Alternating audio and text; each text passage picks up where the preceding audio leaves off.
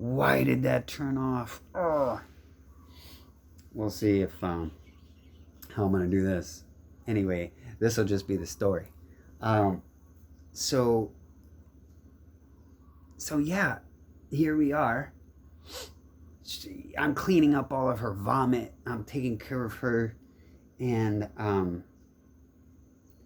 I go outside because like I'm just so overwhelmed with this space that I'm holding for her healing. Like it's like so beautiful to me. I can't even hardly imagine all of the healing that's happening. It just like I could hear her, and I'm just like, wow. She was showing me everything, like our minds were one, and I just, it was probably like I didn't want her to see me in my emotions, in me taking her life personal. So I needed to go outside for a second. And it was a beautiful, perfect weather day. And the clouds in Hawaii sometimes are so big and white and beautiful and perfect. And I looked up and I was looking at the cloud, and it broke up into tiny clusters of hexagons. And the tears started to fall because I saw the truth. I saw the truth. I saw science happening. I saw spirit. The tears began to flow from my face in a way that I couldn't recognize. They were flowing like water spigots, like the water turned on and it was pouring out of my eyes. It was running down my face, but then they broke up into tiny particles and went up into the clouds. And the trees all around me began to request the information.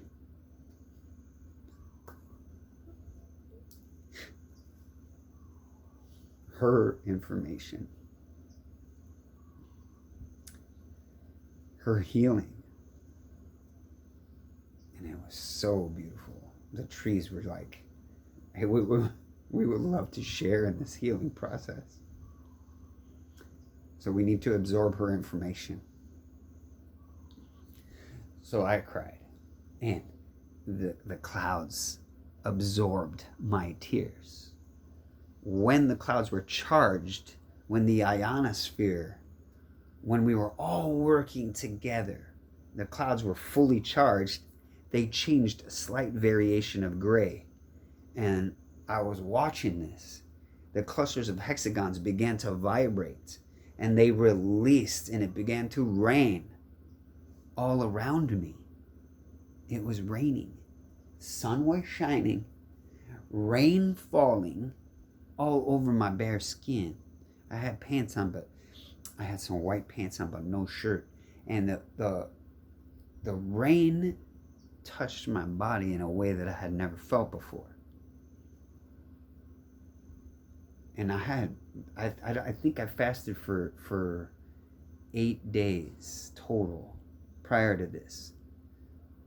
But when the rain touched my body, I felt my body absorbing that moisture, and it was detoxified.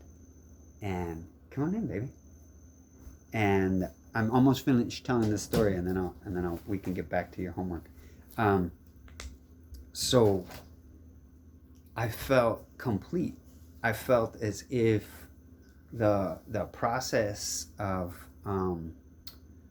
regaining my composure, being able to be a space holder without having personal attachments to how I'm perceiving the situation, and then getting back to holding space just for her.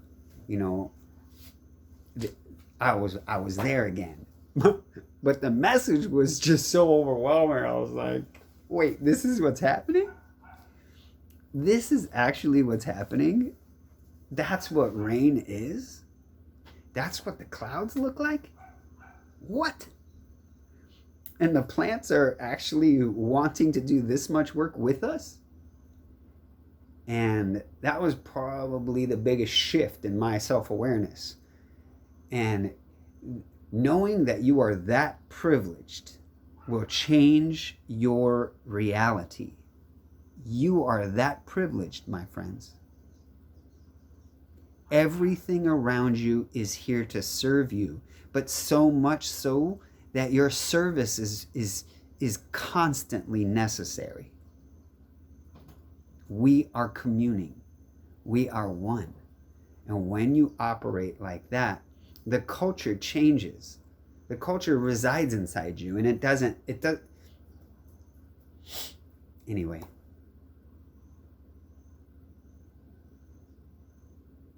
It sucks that video got cut off, but hey, at least you get the story anyway. So this would be, wait, I was losing count. 6, 7, 8. Or is this 7, 8, 9? 6, 7, 8. Yeah. So that'll be the end of the story. And this person and I are friends, and her really good friend actually moved here. And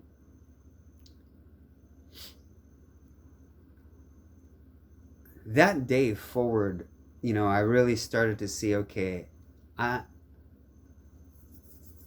not sure I want to do this anymore.